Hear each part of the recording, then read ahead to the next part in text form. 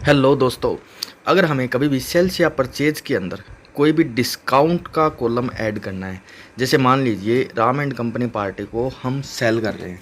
Cell करते समय product के अंदर अपने को डिस्काउंट लगाना है, तो डिस्काउंट पेड या फिर डिस्काउंट रिसीव्ड दोनों अलग अलग लगाने पड़ेंगे। अब यहाँ पे मैंने जैसे आइटम की डिटेल दे दी, और आइटम की डिटेल देने के बाद में हमें क्या करना है कि डिस्काउंट लगाना है, उस पर जीएसटी भी ऐड करना है। उसमें कई बार क्या होता है कि डिस्काउंट का कॉलम अपन बनाते हैं तो उसमें जीएसटी नहीं लेता है। तो यहाँ पे जैसे सेल्स के अंदर क्या होता है, डिस्काउंट पेड होता है या फिर डिस्काउंट अलाउड होता है, मतलब डिस्काउंट हम देते हैं पार्टी को, तो यहाँ पे वो चला जाएगा इनडायरेक्ट एक्सपेंस। अब यहाँ पे सिर्फ इतना ध्यान रखना है कि इंक्लूड एसेसिबल वैल्यू कैलकुलेशन को यस करना है, और इसमें जीएसटी एप्लीकेबल करके यहाँ पे गुड्स एंड सर्विस दोनों कर देना है। बस इतना सा काम करना है। अगर आप ये यस कर दोगे तो ये जीएसटी ऑटोमेटिक लेस करेगा या ऐड करेगा। अगर इसको यस या नो नो रखोगे तो इसमें जीएसटी नहीं लेगा। अब देखिए, मान लीजिए अब यहाँ पे जीएसटी इसका हो रहा है इतने रुपए, अब मैंने इसमें -3,000 रुपये कर दिए। देखिए जीएसटी चेंज हो गया।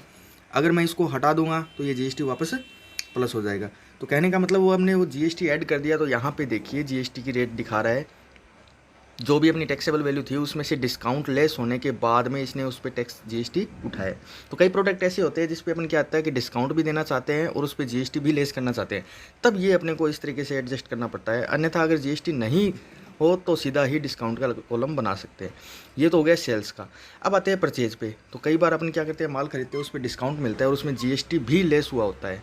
तब हमें क्या करना पड़ेगा कि ये पार्टी दे दी मैंने, वही प्रोडक्ट ले लेते हैं। पहले आइटम दे दिया, आइटम देने के बाद में नीचे आएंगे तो यहाँ पे परचेज के अंदर बन जाएगा डिस्काउंट रिसीव्ड का लेजर। अब देखिए, मान लीजिए जैसे मैंने जीएसटी लगाया है, देख लिया इतने रुपए जीएसटी है। अब यहाँ पे डिस्काउंट रिसीव्ड का खाता बना लेता हूँ मैं, वो चला जाएगा अपना इनडायरेक्ट इनकम में। बस वही सिस्टम करना है इसके अंदर, वही include in accessible value calculation को यस करके जीएसटी यस कर दिया। अब यहाँ पे माइनस में मैंने क्या कर दिया, ये अमाउंट लिख दी 1,000 रुपये। अब जीएसटी लगाते हैं, 10,000 रुपये कर दिया, जैसे ये जीएसटी लगा दिया। अब देखिए जीएसटी चेंज हो गया, इसको हटा देता हूँ तो ये जीएसटी वापस प्लस हो गया।